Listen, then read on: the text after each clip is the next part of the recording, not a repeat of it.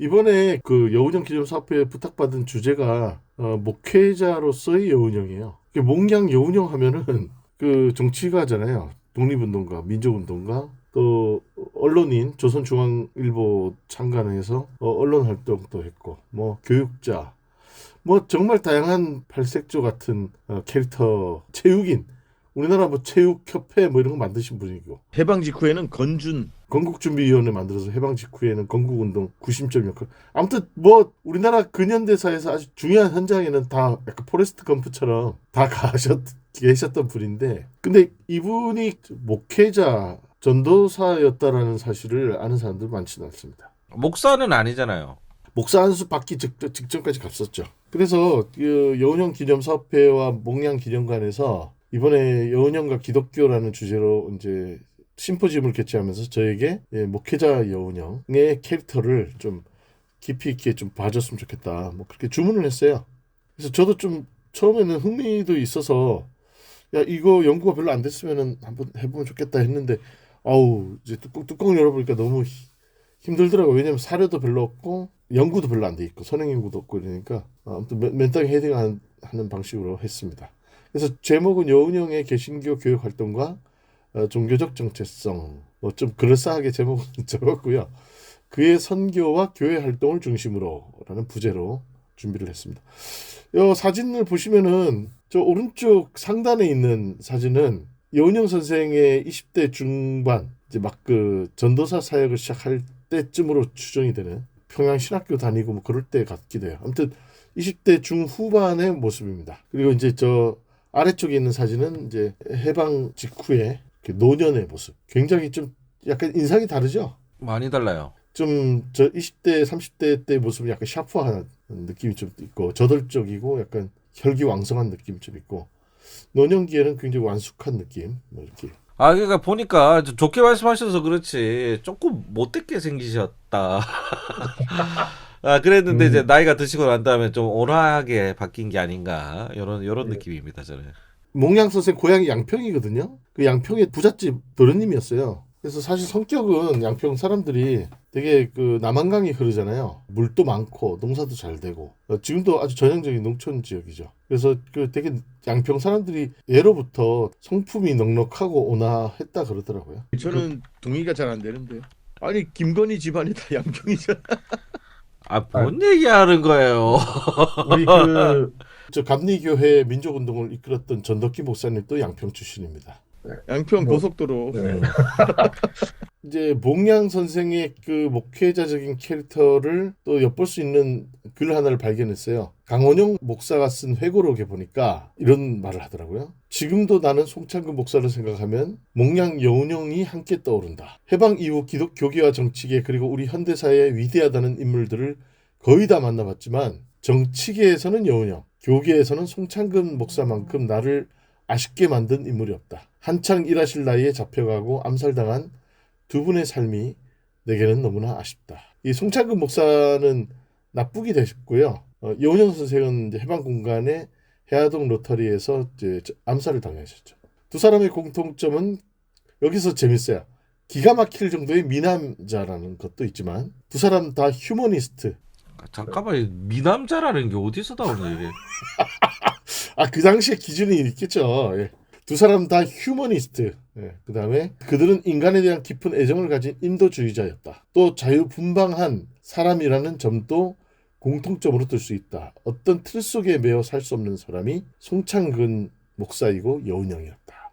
그러니까 이 강원영이라는 이 현대사에 아주 걸출한 교회 지도자죠. 그리고 이렇게 경도교회에 오랫동안 목회하신 이 목회자 강원영이 자기 현대사에서 가장 아쉽게 이분들이 더 할 일이 많았는데 떠나보내는 건 아쉽다 뭐 그러면서 떠오른 두 얼굴이 송창근과 여운형이었다라는 거. 그리고 송창근은 이제 예수계 장로회에서 이제 쫓겨나서 기장을 만드신 분이잖아요. 자유로운 신학 사상의 자유를 구가하다가 결국 주류 교권 세력들로부터 축출된 뭐 그런 비운의 교회 지도자인데 여운형 선생도 솔직히 말해서 되게 자유분방한 그래서 어떤 틀에 매이지 않는 사람이었기 때문에 당시 극좌나 극우에 있는 사람들 어디에서도 환영받지 못하는 그런 인물이 여운형 선생이었다 이렇게 보는 거죠. 그래서 스펙트럼으로 보면은 우리나라 그 해방 공간의 그 분단 냉전 시대 그 민족 지도자들을 쭉 보면은 이제 스펙트럼을 보통 이렇게 쉽게 얘기하면 이해가 돼요. 그러니까 극우에는 누가 있냐면 이승만이 있고요. 그 다음에 조금 보수 우파는 김구. 그 다음에 이제 온건 우파는 김규식. 그리고 온건 좌파는 여운형. 그 다음에 그 왼쪽으로 박헌영, 극좌로 김일성 이렇게 있다고 볼 수 있습니다. 그러니까 이제 중도로 봤을 때 중도에서 살짝 오른쪽에 가 계신 분이 김규식 선생이고 왼쪽에 가 계신 분이 여운형 선생이었다. 그래서 해방 공간에 이 김규식과 여운형 선생이 좌우 합작을 모색하는 거 아니에요. 그래서 좌와 우를 어떻게든 엮어서 통일 정부를 출범시키고 이렇게 뭐 분단을 뭐 극복하려고 애를 썼던 하지만 다들 비운의 주인공이 됐죠. 그 김구 선생, 여운형 선생 다 암살당하고 김규식은 이제 납북됐고 아무튼간에 그 여운형 선생이 공산주의자들과 협력을 했고 30년대 이후에는 공산당 활동을 적극적으로 했기 때문에 여운형 선생에 대한 이념적 시비가 여전히 한국 보수 기독교 안에서는 있습니다. 그렇지만 이제 오늘 우리는 그 여운형의 기독교적인 바탕이 무엇인지를 한번 살펴보겠습니다. 여운형 선생은 양평 출신인데 여운형 선생의 형이라고 볼 수 형이 아니고 족숙이라고 해서 이제 약간 삼천볼 되는 여병현이라는 인물이 있었어요. 이 여병현이 그 배제학당 교사도 하고 이랬는데 이 여병현 선생이 YMC도 초기 멤버고 그래서 아주 그 여씨 집안에서는 아주 그 개화가 빨리 된 인물이었습니다. 그래서 여병현의 그 주선으로 야 너도 서울에서 근대 학문을 배워봐라. 그래서 이제 아버지가 반대를 함에도 불구하고 15살 때던 청소년기죠. 사춘기 때 1900년에 양평에서 상경에서 배제학당에 입학합니다. 아마 양평 요때 그 여기가 이제 신원역인데 그 신원역 앞에 남한강이 흐르거든요. 그러니까 여운형 집 앞에 나루터가 있었을 거예요. 그래서 배 타고 아마 저쪽에 한강 하구의 광진이나 마포 나루에서 내려서 서울로 통학을 하지 않았을까 그렇게 생각이 됩니다. 아무튼 서울로 이주를 해서 배제학당을 다녀요. 근데 배제학당 그때 여운형 선생 다닐 때 학교 모습이 학생들 모습이거든요. 근데 그때 배제학당에서 주일 성수를 좀 채플 같은 거 예배를 좀 엄격하게 요구를 했었나 봐요. 그래서 여운형 선생이 그 종교적인 어떤 규범 그런 것에 대해서 반발을 한 나머지 배제학당을 중퇴합니다. 아 중퇴요. 저 나름 이 당시에 좋은 학교 아니었어요? 이때 뭐 최고의 그 근대교였죠. 그러니까 고종이 간판을 내려줬기 때문에 이제 출세하려고 양반들이 다 배제학당에 영어 배우려고 줄을 서던 그런 시대였는데 근대 학문을 배웠지만 이제 학교 분위기 선교사들의 약간 백인 우월주의 이런 것에 대한 반발로 중퇴를 합니다. 여운형 선생님의 성격이 여기서 좀 나타나는 거죠. 약간 저돌적이고 주체성이 강한 그리고 자유분방한 그래서 주일 성수라든가 뭐 이런 예배 엄수 이런 거를 거부하면서 중퇴를 합니다. 중퇴를 하고 어디를 가냐면은 당시 고종의 총애를 받았던 관료였던 충정공 민영환이 흥화학당이라는 근대 학교를 또 설립을 해요. 그래서 그 흥화학교는 기독교 세계에 없는 학교인데 근대 지식을 배울 수 있다 해가지고 흥화학당으로 전학을 갑니다. 그래서 여기서 이제 공부를 하는데 여기도 이제 일제강점기가 되고 일제강점기가 아니죠. 그 침탈 과정을 거치면서 막 이렇게 학교가 흔들리고 이래요. 그래서 학생들이 막 데모도 하고 막 그러는데 요때 이 학교를 제대로 졸업을 또 못해요. 그러니까 여운형 선생은 보면은 학업을 제대로 마치는 학교들이 없어요. 네, 성격이 안 좋으셨던 것 같긴 해. 그래가지고 이제 그 흥화학교도 이제 학교가 어려움이 처하니까 중도 포기를 합니다. 근데 어디 있었냐면 지금의 그 조계사가 쪽 있는 그 수성동 그쪽에 있었어요. 수성동 쪽에 있었는데 그 바로 옆에 뭐가 있었냐면 우무학교라는 게 있었습니다. 이게 관립학교인데 한마디로 우편 통신 업무를 보는 공무원을 양성하는 학교예요. 그래서 우무학교에 입학을 해가지고 1902년에 아마 최신부 직원이 되려고 또 여기에 공부를 시작합니다. 근데 왜 여기 갔냐면은 우무국이라고 있었거든요. 우편 업무국인 것 같아요. 우무국의 기술관으로 채용이 되면 급여가 그때 엄청 셌대요. 그래가지고 당시 동생이 여운홍이 또 공부하고 있었기 때문에 학비를 벌려고 빨리 취직이 잘 되는 우무학교로 들어가게 되는 거죠. 예. 의무학교는 관리학교였던 거예요?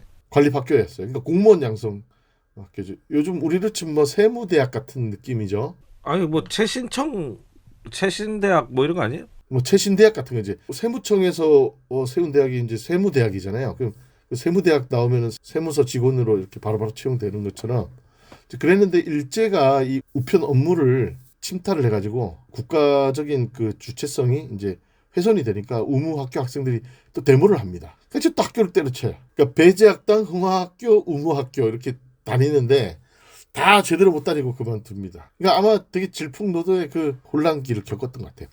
그러니까 이제 이런 그 근대식 교육에 대한 갈증이라든가 이런 열정은 있었는데 졸업 못했고 졸업을 또 하지 않았던 게 제가 보기엔 여운현 선생이 되게 똑똑했기 때문에 한 4년제 뭐 교육 커리큘럼이다. 그러면 한 2년, 1년만 배우면 다 알겠다 싶은 거예요. 그러니까 야 내가 이거를 뭐 4년씩 다녀야 돼? 비싼 돈 내면서? 그래서 다 벌써 다 업무 다 파악했는데 이러고 이제 그만둔 게 아닌가 뭐 그런 생각도 듭니다. 솔직히. 그때 때마침 또 그 시기가 1900년대 초반 한 3, 4년 동안에 집안에 아픈 일들이 일어나요. 양평에 있던 아내가 돌아가시고 할아버지가 돌아가시고 그다음에 어머니 돌아가시고 아버지 돌아갔어요. 그 일이 한 3, 4년 동안 일어나요. 부인부터 해서 가족이 4명의 장사를 치르니까 3, 4년 동안에 거의 장례 치르느라고 이제 요때 1902년부터 한 6년 요 사이가 여운형 인생에서 굉장히 고통스러운 시간이었을 걸로 추정됩니다. 그리고 이제 그 시기에 이제 아버지 탈상 장례를 치르고 나서 이 사람이 양평에서 이제 아버지 장례를 치렀을 거 아니에요. 그러니까 장례 치르자마자 이제 양평 그 자기 고향 땅에다가 학교를 설립합니다. 광동학교라고. 그래서 뭐라고 해야 되나? 좀 되게 그 서울에서 배제학당 그 흥화학교, 우무학교 이런 거를 다녀놓으니까 이미 근대 지식은 많이 습득이 된 상태니까 자기가 고향에서 이제 그 후진을 양성하는 이런 학교 설립 운동을 하는 거죠. 그리고 이제 바로 그 1906년에 그 장로교 선교사였던 클락 이제 곽알련이라는 선교사가 이 강원도와 경기도 지역을 이제 순회를 했어요. 네, 순회 선교사, 장로교 선교사였는데 이 사람이 맥코믹 신학교 졸업 당시 찍은 사진이에요. 시카고에 있는. 근데 제가 다음 사진을 보여줄 텐데, 미국에서는 사진이 그래도 꽤 깔쌈하게 나왔는데, 이제 한국에 와서 찍은 사진을 보면은 요거랑 좀 달라요. 아무튼 간에 요거는 맥코믹 신학교 졸업할 때 사진인데, 아무튼 요 클락이 이제 한국에 와서 강원도와 경기도 지역을 순회하면서 순회 전도를 할 때 이 양평과 남양주 지역을 이제 여러 교회들을 세우고 다녀요. 바로 그때 1906년에 이제 클락이 함께 동행한 한국인 조사들의 전도를 받아서 여운형이 마침내 기독교인이 됩니다. 1906년에. 네. 그러니까 앞에 배제학당도 다니고 했지만 선교사들 근대 지식에 대한 관심이었고 이제 종교적으로 기독교를 받아들였던 게 아닌데 요때 기독교를 받아들이거든요. 그리고 아까 광동학교를 세웠잖아요. 광동학교를 설립함과 동시에 교회도 같이 설립을 하는 거예요. 한마디로 이 여운형 인생에서 아주 중요한 전환점을 이때 맞이한 겁니다. 근데 이제 여러분들도 들으면 알겠지만 그 앞에 부인 쭉 돌아가시고 할아버지 돌아가시고 어머니 돌아가시고 아버지 돌아가셨잖아요. 이런 일들을 겪고 나니까 뭔가 좀 심경에 많은 변화가 있지 않았을까 그렇게 추정이 됩니다. 감리교보다 좀 장로교가 더 이렇게 필요한 거 있는 거 아닐까요? 클락이 와서 여운형이 똑똑하고 잘할 것 같으니까 이렇게 좀 공을 들였겠죠. 그래서 이제 양평에 이제 교회를 세우게 됩니다. 이거는 이제 조선 예수교 장로의 사기에 있는 여운형이 설립한 교회에 관한 진술인데 양평 묘곡고에 그러니까 묘곡이라는 동네예요. 여운형 아까 사진에 나온 요 동네 골짜기 이름이 묘곡이에요. 이 묘곡교회가 성기다.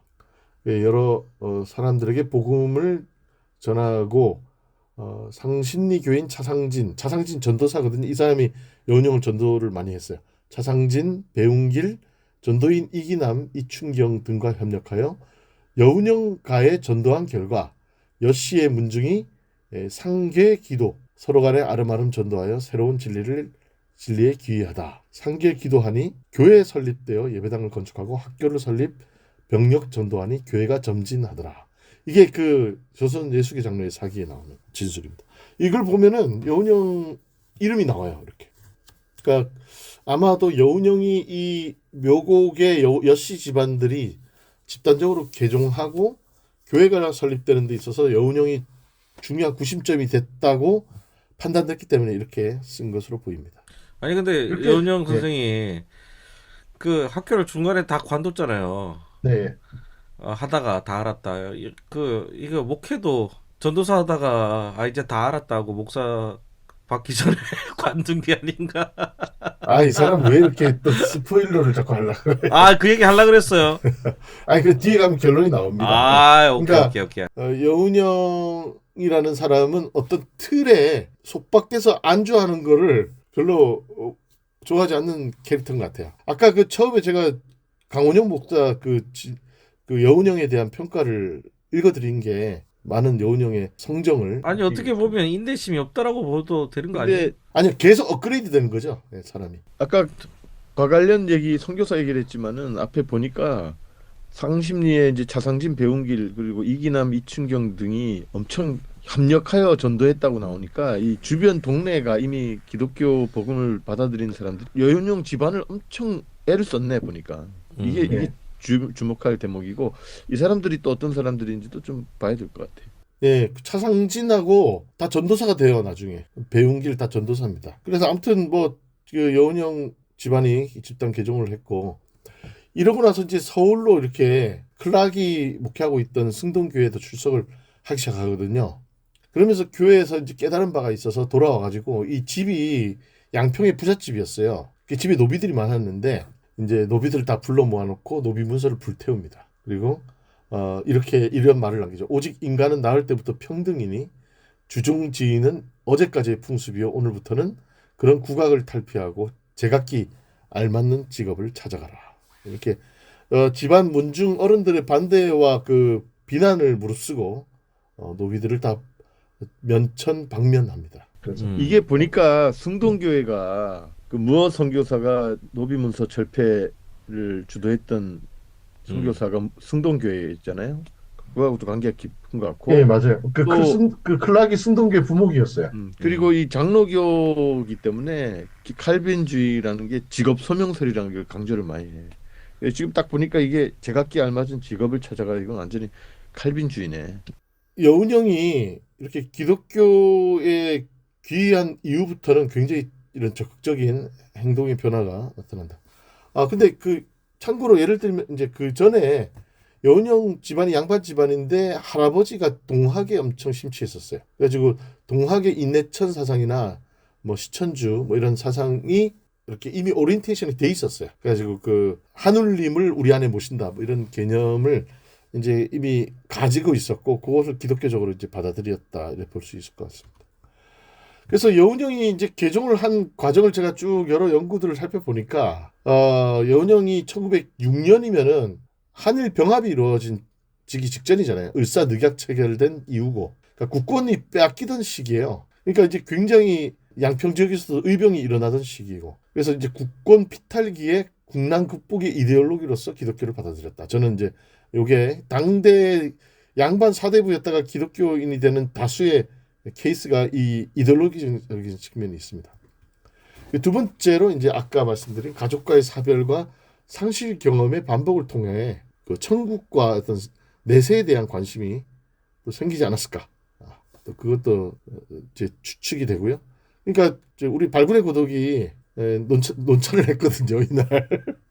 오늘 발굴의 고독이 오늘 안 온 거야. 그래서 근데 발굴의 고독이 논천을 하면서 뭐 너무 그 상실의 경험이 기독교 신앙을 갖는 동기가 되었다는 건 너무 나이브한 접근 아니냐. 뭐 이렇게 논찬을 했더라고요. 그래서 제가 전 현장에서 그렇게 반박했어요. 그렇게 합리적이고 이성적이었던 것 같았던 그 문교부 장관 지낸 이어령 선생도 자기 딸이 암투병을 하고 죽어가는 과정을 겪으면서 마침내 기독교를 받아들였다. 그 유명한 일화잖아요. 이어령의 개종 이야기는. 엄청난 그 학문과 이성으로 무장돼 있는 지식인들도 가족의 사별 경험은 굉장히 중요한 어떤 종교적인 변화의 요인이 된다. 이렇게 저는 볼 수 있다고 얘기를 했습니다. 그리고 세 번째로 아까 말씀드린 집안 할아버지도 동화학에 심취했고 본인도 동화학에 대한 이해가 깊었기 때문에 새로운 근대 학문을 배우면서 인간 평등 사상에 대한 공감과 동의를 하게 되었다. 뭐 이렇게 제가 분석을 했습니다. 그래서 이제 그 이후부터 승동교회 출석하면서 승동교회가 딱 바로 옆에 붙어 있는 YMCA 청년의 황성 기독교 청년의 활동도 적극 참여하게 되고요. 그러면서 여기에서 이제 월남 이상재 선생님과도 이렇게 교류를 하면서 청년 차세대 리더십을 양성하는 일에도 관심을 갖습니다. 여기 사진 보면 1913년 YMCA 학생 연합회 여름 사경회하고 찍은 사진인데 맨 앞에 앉아 있는 분이 월남 이상재 선생님이고 맨 앞에 오른쪽 끝에 앉아 계신 분이 여운형 선생입니다. 아주 유명한 사진인데 이렇게 그 YMCA 활동도 열심히 했던 것을 알 수 있습니다. 그러니까 이 체육인이 되는 것도 이 Y에서의 경험이 이제 체육 활동에 관심을 갖는 계기가. 예, 그렇죠. YMCA에서 YMCA 야구부 초기 창설할 때 초기 멤버였고 뭐 축구, 농구 뭐 다 잘했어요. 그리고 여운형 선생님 신체가 키가 크고 건장해가지고 체육 활동에 대해 관심이 많았습니다. 그 영화 YMCA 야구단 보면 여운형 선생님 나오겠네.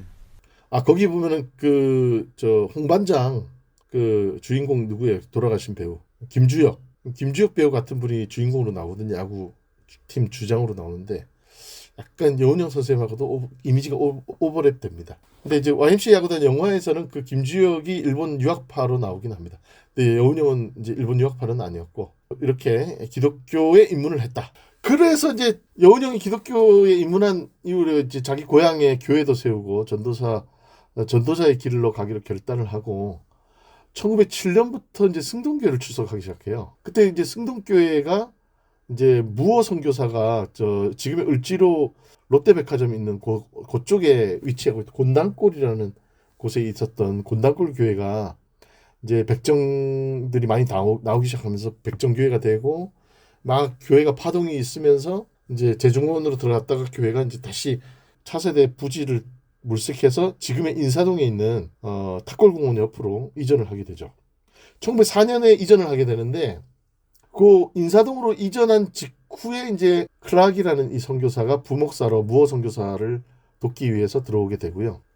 요 클락의 전도를 받은 여운형 선생이 승동교회를 출석하게 됩니다. 근데 지금 아까 클락 사진 봤잖아요. 그게 아까 맥코믹 신학교 졸업할 때 사진인데 여기 한국에서 이제 선교 활동한 직후 이후의 사진. 제가 클락 사진을 찾아보면서 고생 많이 했구나. 머리도 많이 빠졌네 보니까. 네, 표정이 좀 어둡습니다. 아까보다. 예배당은 지금 또 인사동 가면 있잖아요. 네, 지금 인사동에 가면 저 예배당의 일부 벽이 남아 있어요. 앞부분이 증축이 되면서 상당 부분 헐리고 그랬지만 저 측면 벽과 후면은 다 원형이 그대로 남아 있습니다. 그래서 아무튼 여기에서 전도사직을 수행을 해요. 근데 이 승동교회라는 게 저 위쪽에 안국동에 가면 안동교회라고 있잖아요. 한석진 목사. 그게 이제 양반들이 모이는 교회라 그래가지고 좀 안 맞으니까 분립돼서 거기서 양반들이 한테 쫓겨난 사람들이 승동에 많이 왔다는 얘기는 옛날에 들었는데 여운형은 양반가일 거 아니에요? 근데 그럴 때 그 안동교회하고 이 승동교회가 이게 신분제 때문에 약간 좀 그런 게 있었는데 그런 거는 어떻게 느꼈던 건가요? 여기가 백정교회라고 불렸지만 양반들도 다녔어요. 원래 초대 장로가 백정 출신의 박성춘이었다라는 얘기가 그동안에 있었는데 최근에 저 서울장신대학교 김일환 박사의 논문을 제가 보니까 초대 장로는 양반 출신이 됐더라고요. 그리고 이제 그 다음에 박성춘도 장로가 되고 하는데 어찌됐든 간에 이 승동교회는 무어 선교사가 북장로교 출신으로서 백정 면천운동을 열심히 하고 이러면서 굉장히 신분제 철폐를 위해서 애를 많이 썼어요. 여기에 대해서 동의를 했기 때문에 저는 여운형이 전도사로 활동했다라고 봅니다. 약간 급진적인 그 양반이었다고 보면 되고 여기 승동교회가 백정이 많으니까 저쪽에 양반 북촌의 안동에다가 양반들이 따로 이제 세운 게 이제 안동교회인 거죠.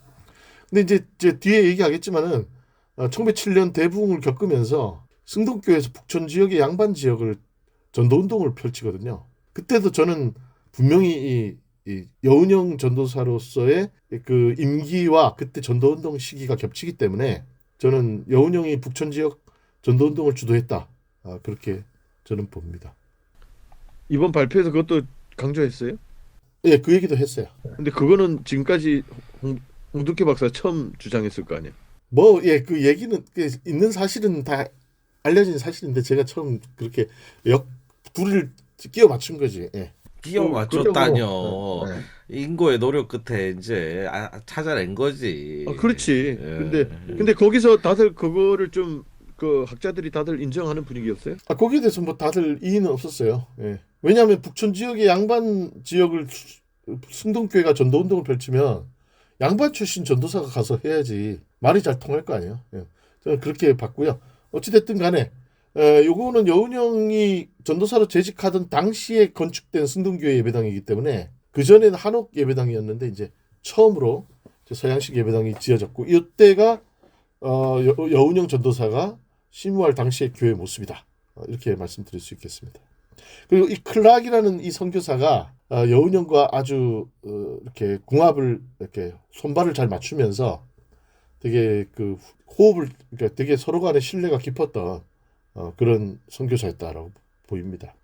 그 이후에 이제 클락 뭐 장로 평양신학교가 설립됐을 때 평양신학교 교수로도 가서 활동하고 했기 때문에 아마도 클락이 이후에 여운형이 평양신학교에 입학하는데 중요한 멘토 역할을 했을 걸로 또 추정이 됩니다.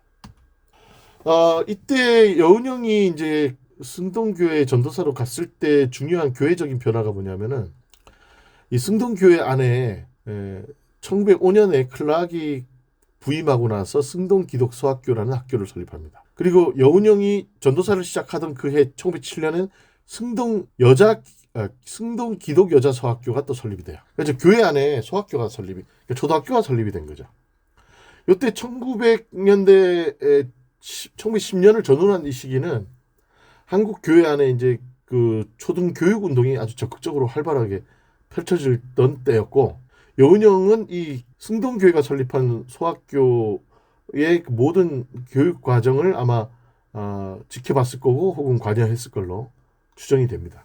그래서 이게 당시 이제 교회에서 운영하던 소학교의 풍경이고 요 오른쪽에 있는 사진은 1912년에 창경궁에서 선교사들이 개최한 전국 주일학교 대회 모습이에요. 중간에 연설하고 있는 사람이 언더우드인데 전국에서 주일학교 애들이 모여가지고 이렇게 큰 대회를 열 정도로 지금 교회가 초등교육 그러니까 국가 공권력이 전혀 미치지 못하는 향촌 지역의 초등교육을 책임지고 있었다라는 것을 알 수 있습니다. 그러니까 이 여운형 입장에서는 이 근대 교육이 교회를 중심으로 이렇게 체계적인 학교 교육으로 시작될 수 있겠다라는 가능성을 봤던 것 같아요.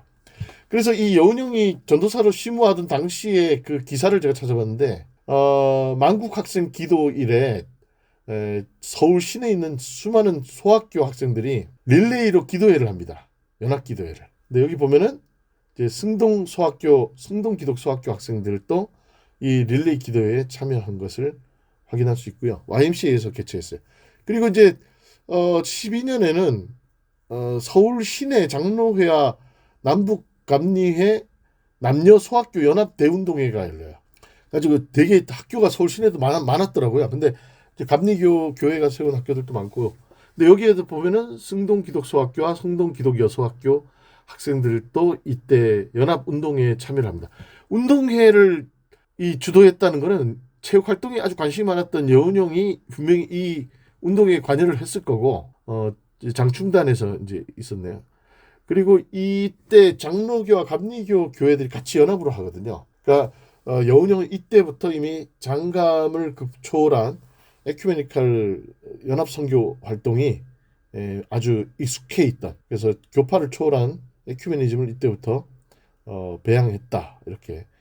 배제를 잠깐 다녔으니까 그쪽 인맥들도 좀 있을 거고 보니까 그렇죠. 배제 소학교도 있고 또 종교교회로 보이는 종교광진학교도 있고 상당히 장감이 같이 많이 하네요.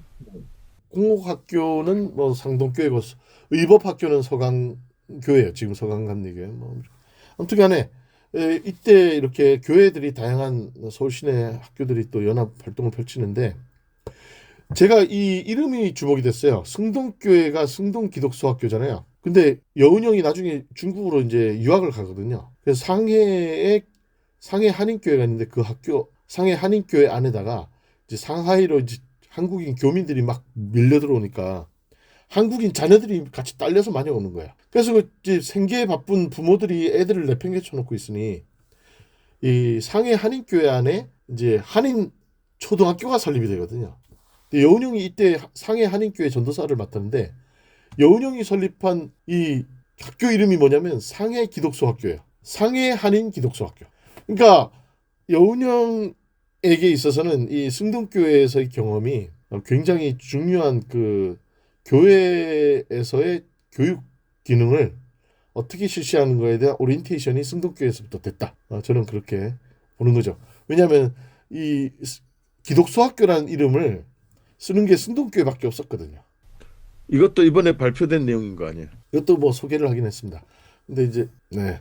그래서 이제 그 나중에 인성학교로 이름이 바뀌는데 아무튼 상하이 지역의 한인 교민들의 자녀들을 양성하는 중요한 교육기관으로서 이 인성학교의 원래 이름이 상해 한인기독소학교였고 여운형이 주도해서 세웠습니다. 그래서 이게 이제 1920년대 인성학교 학생들의 모습인데 여기에 25년 졸업식 그 학생들 모습 보면요 맨 뒤에 태극기 개양돼 있고 태극기 짝대기 옆에 보면 여운형 얼굴이 보입니다. 그 약간 뿌옇게 검은색 바탕에. 그 다음에 이제 오른쪽이 1926년도 인성학교 학생들 졸업 기념 사진인데 여기 보면 이제 콧수염을 멋지게 기른 왼쪽에서 두 번째 서 계신 분이 여운형 선생입니다. 예. 그러니까 아무튼 이렇게 교육 운동에 이때 승동교회 전도사 시절부터 관심을 갖고 이것이 상하이에서의 교회 활동과 독립운동 활동에서도 이분에게는 아주 중요한 하나의 민족운동의 요소였다. 활동 무대였다. 이렇게 보입니다. 그리고 바로 이 1907년부터 여운형이 전도사를 시작했잖아요. 이때 뭐 어떤 사건이 있었냐면 바로 전국적으로 1907년 대부흥의 사건이 일어납니다. 1903년 원산 대부흥의 불길이 이제 평양으로 와서 평양에서 완전히 그 큰 불이 붙어서 이게 전국으로 확산되는데 바로 여운형이 전도사를 시작하던 바로 그 해에 이제 선교사들의 이 문서에 보니까 1907년 서울은 선교사들이나 한국 기독교인들이 모두 새로운 마음으로 생활하기를 바라는 강한 열망으로 새해를 시작했다. 한국인 장로 길선주가 와서 이 대도시의 교회들에서 며칠을 보냈다. 이것은 정화의 체험의 시작이었다. 죄로 인한 고뇌와 슬픔, 고백할 때의 극심한 고통, 삶에서 나타나는 깊고 놀라운 능력의 현상들이 동일하게 나타났다. 이 그 길선주가 와서 서울 지역에서 진행했던 이 뜨거운 대부흥의 열기를 분명히 승동교회 전도사였던 여운형도 분명히 동참했을 걸로 보이고요. 전도사니까 당연히 같이 참여하지 않았을까 싶고 바로 이 대부흥의 여파로 이제 전도운동이 뜨거워지거든요. 그래서 아까 말씀드린 북촌 지역 이제 전도운동이 펼쳐지는데 그때 여운형이 분명히 주도적인 역할을 했을 것이다. 저는 그렇게 봅니다. 이게 이제 1907년 대부흥 당시의 풍경입니다. 여운형도 이러한 어떤 신앙적인 체험을 분명히 겪었을 것이다. 그리고 이제 승동교회에서만 뭐라고 해야 되나요? 좀 장로교만이 가지고 있는 어떤 규범성이 있다 보니까 좀 답답했던 것 같아요.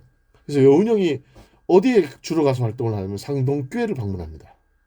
상동교회가 어떤 곳이냐? 전덕기 목사님 같은 양평 출신이에요. 양평 출신 숫장수인데 아마 이 양반 관점에서 봤을 때 양평 출신의 쌍놈이에요. 근데 이제 여운형이 이 같은 고향 출신의 이 전덕기 목사의 열정적인 설교와 사회 선교 활동, 가난한 자들을 돌보는 이 선교, 상동 청년회를 통한 민족운동, 이분이 카리스마가 장난 아니었거든요. 전덕기 목사. 그래서 이때 그 여기 승동교회 전도사 시절에 상동교회를 자주 가서 상동 청년회 멤버들과 교류하면서 전덕기 목사님의 설교를 들어요. 그래서 전덕기 목사가 평소에 하셨던 메시지가 가난한 자에게 기쁨을, 갇힌 자에게 해방을, 억압받는 자에게 자유를, 계급 사회를 평등하게 이런 메시지를 맨날 외쳤는데 이것이 여운형에게 이렇게 아주 깊이 박혀서 아 나도 저런 목사가 돼야 되겠다라는 마음을 품게 되었다는 거죠. 이건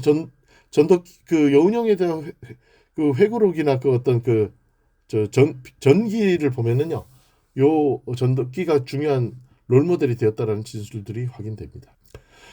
이렇게 해서 이제 그 나라 이 여기서 그 상동교에서 민족 의식이 또 고취가 되니까 이런 그 근대 지식을 서울에서만 이렇게 보급해서는 안 되겠다. 그래서 마침 강원도 지역에서 막 근대 지식을 이렇게 갈급한 가운데 그 지역의 유지들이 자신의 사재를 털어서 이제 근대 학교를 설립을 합니다. 그 1906년에 이제 그 강원도 그 유지가 설립한 초당의숙이라는 학교가 있어요. 의숙이라는 거는 이제 의로운 배움의 터 뭐 이런 뜻이에요. 그러니까 초당은 어디냐면 초당동 순두부 그 초당동입니다.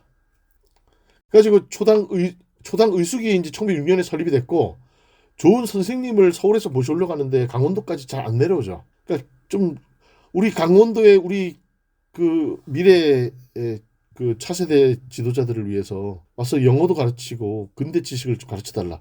자꾸 요청이 있으니까 결국은 이 승동교회 전도사 재임 중에 잠시 이제 교회 허락을 득하고 이 초당 의숙의 교사로 파견이 됩니다. 그래가지고 여기 와서 이제 강릉 지역의 이제 청소년들에게 영어와 근대 지식 문물을 처음으로 가르치셨던 거예요. 그래서 우리 영동 지역의 그 근대 학교로서는 아주 효시 같은 이런 학교인데 여기에 여운형 선생이 와서 미래 세대를 양성했다. 그래서 여기에 초당 의숙에서 배웠던 학생들이 나중에 다 1919년 3.1운동 때 주도자들이 됐을 걸로 저는 추정이 됩니다. 여기 보면 영어학교 터에 1907년 최돈철이 설립했다고 나오는데 예, 예. 이게 강릉 최씨 집안이 이게 대단한 집안이거든요. 예. 그 도지사 최각규도 나오고 뭐 이러면서 되게 끝발이 센 집안인데 음. 이게 또 어떤 집안이냐면 윤석열을 낳은 집안이야. 윤석열 외가지. 예. 윤석열 어머니가 최성자라고 이화여대 교수였는데 이 강릉 최씨 며느리 그 윤석열 외갓집이 강릉이거든.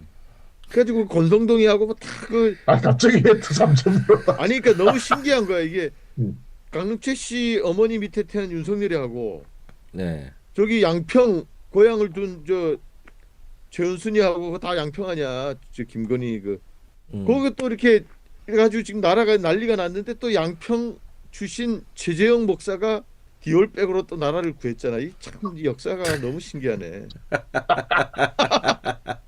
나는 지금 이런 거를 읽어내고 있어 지금. 아우. 재밌다. 아무튼간에 저도 그 초당 의숙 이름은 많이 들었는데 그게 어디 있었는지 잘 몰랐는데 이번에 조사하다 보니까 강릉고등학교 자리인 거예요.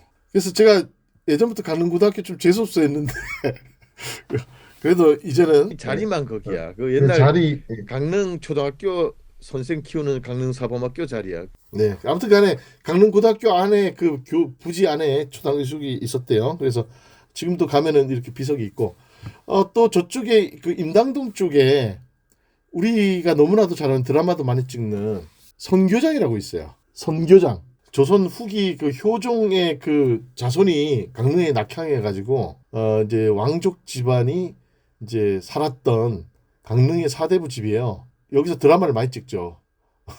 99칸 집이라고 해가지고 바로 요 집안이 이제 그 1908년에 또 사재를 털어가지고 동진학교라는 학교를 만듭니다. 나중에 이 동진학교하고 초당의숙이 합쳐져 가지고 이제 교육을 실시하게 되는데 다 여운형 선생이 다 여기 그 활동했던 강릉의 근대 교육 시설이다. 근데 1910년 한일 강제 병합이 이루어지면서 이제 그 학교 그 사립학교 안에서도 태극기 개양을 금지하고 이제 그 민족 교육을 금지하기 시작하니까 거기에 대한 반발로 이제 여운형 선생님 또 사임을 하고 학교도 폐교가 되게 되죠. 이때 그 학생들이 그 동진학교 학생들이 졸업하면서 찍은 사진인데 보면은 태극기를 개양하고 있어요. 그때 사용했던 태극기가 지금도 이 선교장에 가면 볼 수 있습니다.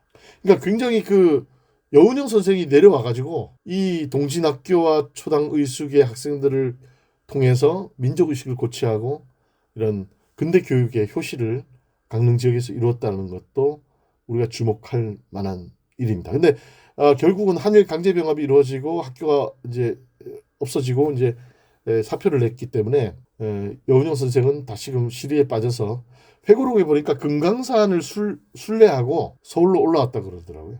되게 나라가 망하니까 상심이 컸던 것 같아. 네. 근데 이때 그 강릉에는 원산에서 이제 남감리교가 내려와서 강릉중앙교회를 세웠잖아요. 그럼 그때 강릉에 감리교인들이 존재했을 텐데 그들하고 교류하거나 그랬을 가능성은 뭐, 없나요? 기독교인들하고 교류를 했을 텐데 거기에 대한 정확한 기록은 아직 확인이 안 됩니다.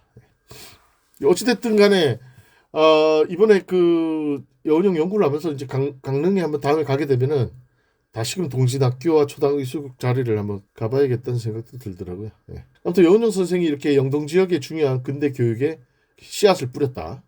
이렇게 말씀드릴 수 있습니다.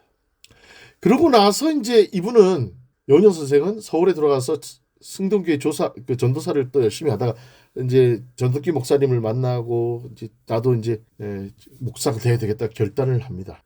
그래서 여운형의 그 어떤 전기에 보면은 초기 전기인데 나는 목사가 되어 빛을 잃고 희망에 줄인 동포에게 하느님의 말씀으로 위로를 하고 구원의 길을 제시하겠다라는 포부를 가지고 마침내 평양신학교의 문을 두드리게 됩니다. 요게 그 여운형 선생이 입학했을 당시의 평양신학교의 모습이에요. 예, 옛날 평양신학교 이 건물은 참 이렇게 되게 뭐라고 해야 돼 기품이 있는데 지금 남아 있으면 참 좋겠다. 네. 없어졌겠죠. 이거 다 없어지고 이제 새로 지었었죠. 근데 아무튼 요때 여운형 선생이 입학했을 당시 이런 모습이었을 거다. 우리가 추정할 수 있고요. 이 정도 사이즈면 충분히 복원도 할 수 있겠는데. 근데 이제 이때 여운형 선생이 신학교 생활을 제가 보기에는 좀 적응이 잘 안 됐던 것 같아요. 요게 이제 그 제가 찾아봤던 사진들 중에 평양신학교 학생들이 모여가지고 아침마다 체조하는 사진입니다. 그러니까 굉장히 그 뭐라고 신학교 특유의 규범적이고 통제받는 엄격한 생활을 했던 걸로 보여요. 그러니까 또 선배들이 또 얼마나 꼰대들이 많았겠어요. 우리 감신대만 봐도 대가리 받고 그랬지만 옛날에. 우리 감신대는 다 나와 있죠. 다 나와. 예. 선배들이 이제 다 나와 하면 이제 다 나와서 머리 박아야 돼요. 예. 근데 그 남장로교 기숙사도 따로 있고요. 저 호주 장로교 기숙사, 캐나다 장로교 기숙사가 따로 있었어요. 왜냐하면 각 지역마다 보내면 같은 지역 그 선교회 파송 그 교구별 그 구역별로 기숙사 생활을 따로 했던 것 같아요. 그래서 사진을 보니까 1910년대에 여운형이 이제 입학했을 당시가 1912년인데 그때 그 북장로회 기숙사가 저렇게 생겼더라고요. 저 봐요. 저 학생들이 장로회 기숙사 앞에 쭉 나와가지고 서 있는 거 보여요. 잠도 예를 들면 경상남도 쪽에서 왔으면 호주 장로교 쪽에서 그룹이 따로 자기들끼리 자고 이렇게 생활한 거예요. 그러니까 그 호주 장로교, 캐나다 장로교, 미국 남장로교, 북장로교별로 기숙사를 따로 운영했더라고요. 그러면 거기서 또 이제 지역주의가 생겼겠네. 지역주의도 생겼을 거고 또 북장로교 기숙사 안에서 이제 선배들이 이제 후배들 들어오면 이제 신고식 하고 뭐 그러지 않았을까 싶어요. 그러니까 이제 그 신학교 생활의 그 깝깝함 그게 분명히 있었을 걸로 추정이 됩니다. 서북 애들이 설치고 막 거기 이제 홈그라운드니까 막 기고만장한 거 보니까 기호 쪽에서 와가지고 또 지기 싫어가지고 맨날 그렇죠. 여기 부딪히고 그랬겠지. 북장로의 기숙사이기 때문에 평안도 황해도 출신들이 많았을 거거든요. 근데 여기서는 서울 출신들이 완전히 소수파야. 그러니까 평안도 출신들한테 엄청 갈구 많이 당했겠다. 예. 적응을 못한 이유 중에 그게 하나 있지 않을까 내가 지금 그 얘기하는 거야. 요 얘기를 이제 지난번 심포지움에서 했더니 이제 총신 나오시고 이제 웨스트민스터에서 석박사를 다 하신 교수님이 그 아세아 연합신학대 교수님인데 좀 동의할 수 없다 이렇게 코멘트를 하시더라고요. 이게 이제 다음 얘기에 대해서 그리고 이제 그 여운형이 재학했을 당시에 이제 신학 그 커리큘럼도 제가 이제 이렇게 총신대학교 역사나 장신대 역사 책을 보고 했는데 당시 여운형이 봤을 법한 교재들이에요. 구약사기, 예수행적공부, 고린도 전후서 주석, 이제 목사지법, 이건 클락이 번역한 건데 이건 1901년 판이 또 있었어요. 아무튼간에 이런 종류의 교재를 가지고 신학 수업을 했는데 이때 4년제였어요. 평양신학교가 4년제였는데 여운형은 1912년에 입학해서 1914년까지 다니고 접습니다. 아니 1912년, 1913년 2년을 다니고 1914년에 그만두기를 결정합니다. 여운형은 학교를 옳게 다닌 변이 없어요. 그러니까 이 양반은 좀 그래. 뭐가 그래? 그러니까 뭐가 끝까지 안 하는 느낌이 있어. 근데 제가 보기에는 아까도 말씀드렸지만 여운형이 그렇다고 해서 학식이 낮거나 언변이 여운형이 그 저 승동교회 전도사 할 때 설교를 했는데 어떤 설교를 했냐면은 유대와 로마의 관계를 비교하면서 정치적 정신적으로 완전히 해방된 기독교국 조선을 만들자라는 그런 설교를 했는데 신자들이 엄청 감화를 받아가지고 수개월 사이에 서울에서 4천여 명의 신자들이 여운형의 설교를 듣기 위해서 몰려들었대요. 그래가지고 이때 언더우드나 클라크나 게일 같은 선교사들이 여운형의 설교에 대해서만큼은 인정하는, 선교사들도 인정하는 그런 분위기였대. 그러니까 굉장히 연설 능력이 뛰어났던 거죠. 그러니까 해방되자마자 휘문고등학교 앞에 가서 연설했던 분이 여운형 선생이잖아요. 그리고 그 수천 명 앞에서 이렇게 장중을 휘어잡을 수 있는 카리스마와 달변가였다. 그러니까 여운형이 보기에는 이 평양신학교의 4년 커리큘럼이 너무 이렇게 자기가 보기에는 지루한 거야. 내가 보기엔 그래요. 그러니까 이제 이걸 내가 4년씩이나 여기서 계속 들어야 돼? 나라가 망했는데 뭐 좀 빨리 그 더 업그레이드 되고 싶은 욕망이 있지 않았을까. 그리고 이때 평양신학교의 이때 수준이, 이때 재학생들의 나이 차이가 평균 25살 차이가 났대요. 그러니까 엄청 40대 후반에 어르신부터 20대 초반에 젊은이들까지 엄청 나이 차이가 많아요. 그러니까 그 중에는 학식이 높은 사람도 있고 지식이 아주 일천한 애들도 있고. 근데 이런 애들을 때려박아가지고 수업을 하려다 보니까 낮은 하향 평준화 교육이 이루어졌을 것이다. 그러니까 특히 이제 레이놀즈의 기록에 보면은 한국인 교육자들이 같이 사는 한국인들이 위화감을 느끼지 않는 선에서 높은 수준의 교육을 시키지 말 것. 뭐 이런 선교사들의 그 신학교육 방침이 있었어요. 19세기 말 20세기 초에. 그러니까 이런 평양 신학교만의 풍토가 있었다. 감리교 신학교는 좀 달랐는데, 협성 신학교는 영어도 가르치고 최근 신학 교재들 읽히고 했는데 평양 신학교는 아니었다. 거기에 대해서 그런 근본주의 보수적인 신앙, 그다음에 낮은 단계의 하향 평준화된 수업, 이런 것들이 여운형에게 좀 곤태감을 주지 않았을까. 그리고 우리 지난번에 발군의 고독이 얘기했던 그 이광수의 금일 조선 야소교의 결점, 이 글에도 보면은 교육자들의 수준을 이광수가 지적을 하거든요. 목사, 전도사 같은 교육자는 최저 계급의 민중과도 접촉하지만 동시에 최고 계급의 민중과도 접하며 종교적 의미로 보아 지도하는 자요. 그러려고 하면 상당한 학식이 있어야 할 것. 근데 뭐 이렇게 성경만 열심히 읽고 이래가지고 되겠냐? 이런 얘기를 이광수가 하는 거예요. 근데 이제 여운형이 보기에도 이광수와 비슷한 입장이었겠다. 왜냐하면 이게 1917년에 이광수의 진술인데 여운형이 1912년부터 13년 이때 다니잖아요. 그러니까 이러한 그 커리큘럼상의 문제를 여운형도 느끼고 있었을 거다라고 저는 이제 예측을 했죠. 근데 이제 장로교 교회사 학자들이 좀 여기에 대해서 너무 불만을 토로하는 걸 봤습니다. 불만을 토로했다고요? 예, 평양 신학교 수준을 낮다고 평양 감리교 목사가 얘기하니까 1910년대 여운형이 공부할 때 평양신학교 수준이 좀 낮아서 여운형이 너무 재미없어서 그만뒀다, 제가 이렇게 얘기하니까 지금 장신대나 총신대가 그잖아. 그러니까 지금 기분 나쁘지. 그 장로교 학자들은 좀 반발을 좀 하는 걸 겪었습니다, 제가. 근데 저는 그렇게 배웠습니다, 그랬어요, 그냥. 어찌됐든 또 이때가 이제 그 나라가 망했잖아요. 이제 1912년에 평양신학교에 들어갔는데 나라가 망했는데 이 선교사들은 다 그 조선이 망해도 별로 뭐 반응이 없는 거야. 이때 1912년 여운형이 평양신학교 다닐 때 미 북장로회 선교부 총무의 진술이에요. 이게 선교사들이 일본에 대해서 어떤 태도를 가져야 할까? 다음과 같은 네 가지로 요약될 수 있겠다. 첫째는 저항, 둘째는 무관심, 셋째는 협력, 마지막은 충성심. 내가 생각할 때 네 번째 충성심이야말로 가장 적절한 것이다. 이것은 예수의 발자취를 따르는 것이다. 예수는 일본보다도 훨씬 고약한 정부에도 복종했고 제자들에게도 충성스럽게 복종하라고 가르쳤다. 그리고 이는 로마서 8장의 바울의 가르침과도 일치한다. 뭐 이런 식이에요. 그러니까 여운형이 이 미 북장로의 선교부 총무가 이렇게 얘기하니까 한국에 있던 장로교 선교사들도 다 비슷한 태도였겠죠. 여기에서 여운형이 억하심정이 생긴 거야.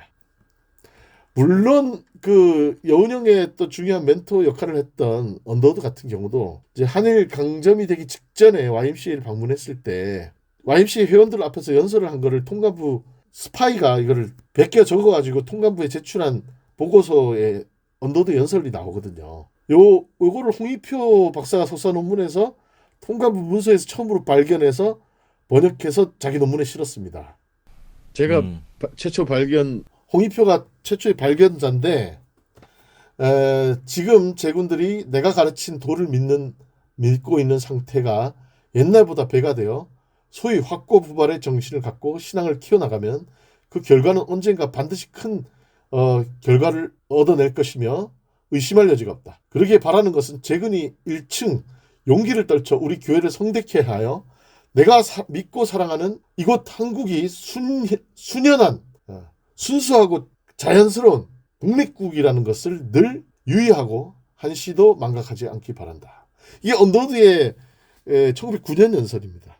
그러니까 이런 그 언더우드 같은 선교사도 일부 있었지만 당대 대다수의 선교사들은 아서 브라운 같은 입장이었다. 이 사람은 선교국 미국 모두 선교국 총무예요. 그러니까 지령을 그렇게 내린 거예요. 우리 감리교로 치면 감리교 본부 선교부 총무 뭐 같은 사람이에요. 예. 이제 그 언더우드도 이런 북장로의 그 지침이 있다 보니까 이제 이후에 일본에게 협력적인 모습을 보이죠. 겉으로는. 그렇지만 이런 선교사들의 대체적인 모습이 여운형에게 염증을 느끼게 했을 것이다. 실제로 여운형이 그런 진술을 합니다. 선교사들의 태도에 조선에 와서 선교를 하면서 조선 사람들을 위해 선교하는 것이 아니라 일본인들 좋은 일만 하고 있다. 이런 얘기를 나중에 여운형이 이제 일본에 잡혀가지고 취조를 받을 때 이런 얘기를 해요. 너 왜 평양신학교 그만뒀어? 일본 신문관이 질문을 하거든요. 예.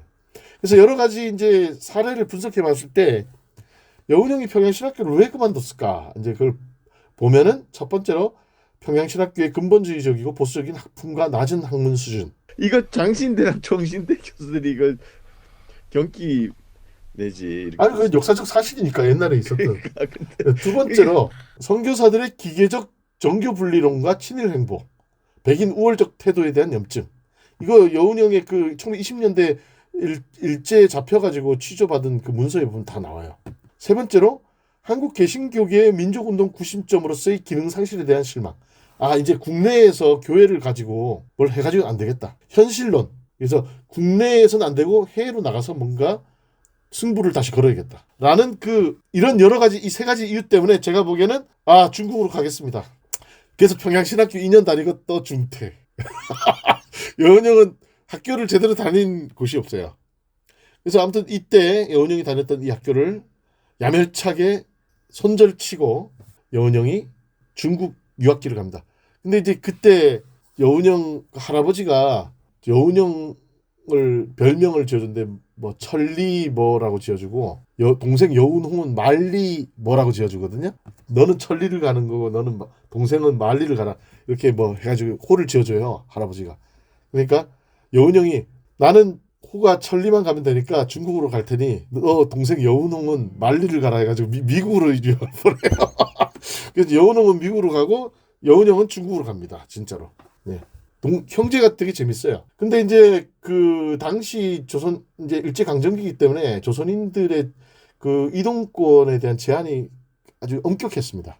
그래서 여운형이 이제 그 중국으로 나가려면은 비자를 발급받았어야 돼요. 그래서 이제 총독부에다 제출했던 그 비자를 신청 내역을 그 이화여자대학교 그 정병준 교수가 최근에 김규식과 그의 시대라는 역작을 냈거든요. 3권짜리.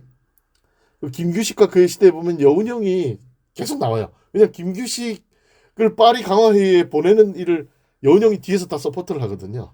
그리고 신한 청년단 만들고 이제 3.1운동을 뒤에서 후방 지원하는 일을 여운형하고 김규식이 다 했기 때문에 또 언더우드 커넥션이에요. 둘 다. 김규식은 언더우드 양자였고 여운형은 언더우드의 추천서를 받고 중국으로 유학을 갔어요. 그러니까 다 언더우드하고 친해. 그러니까 이제 여운형은 일단 한국을 이제 헬 조선을 탈출해야 된다. 예, 그래서 총독부에다 제출했던 그 비자 신청 내역이 뭐냐면 나이 29살 여행 목적은 여행지는 중국 남경 여행 목적은 신학 연구 이렇게 썼습니다. 그러니까 독립운동 뭐 이런 거 쓰면 안 되는 거지. 아 요즘에는 신학 연구 이러면 바로 잘려요. 미국 가면. 아 중국은 더더욱 안 되지. 예. 그 아무튼 이때 그 정병준 교수가 발굴한 자료에 의하면 비자 신청에는 신학 수학을 목적으로 한다고 썼다. 근데 이거를 그냥 보낼 수는 없기 때문에 추천서를 제출을 해야 돼요. 이때 여운형의 중국 유학 추천서를 써준 사람이 바로 언더우드였습니다. 그리고 언더우드가 여운형에게 추천서를 써주면서 했던 말이 유명해요. 바로 이렇게 말을 했다고 합니다. 당신 같은 사람이 끝까지 신학을 연구할 것 같지는 않소. 조선의 우수한 청년들은 모두 정치적 지향성이 강하오. 나는 이와 같은 말을 김규식에게도 했는데 당신도 분명 정치운동을 할 것 같아요. 언더우드가 사람 보는 눈은 있네. 언더우드가 이승만이 미국 유학 갈 때도 목사가 되길 원했거든요. 근데 나중에 그 정치인이 돼서 돌아온 것에 대해서 언더우드가 되게 실망했다라는 것을 이제 정병준이 쓴 이승만 평전에서 저 읽은 기억이 나고, 그리고 이제 지금 이번에 나온 그 정병준의 김규식과 그의 시대에서도 읽었는데 언더우드의 양자였던 김규식이 아버지가 좀 그 갈등이 좀 있었던 것 같아요. 언더우드는 너무 자기 양자인 김규식이 독립운동에 적극적으로 매진하는 것에 대해서 좀 걱정을 했던 것 같아요. 야 그냥 평범하고 안전하게 좀 지내면 안 되겠니? 뭐 이런 양부로서의 그 조언이 있었을 것 같은데 김규식은 아버지의 그늘을 벗어나서 이제 중국으로 김규식 입장에서는 미국 유학파기 때문에 미국이 편했을 텐데 김규식은 희한하게 중국으로 가서 활동을 합니다. 그러니까 김규식은 독립운동이 아주 주요한 관심사였던 거예요.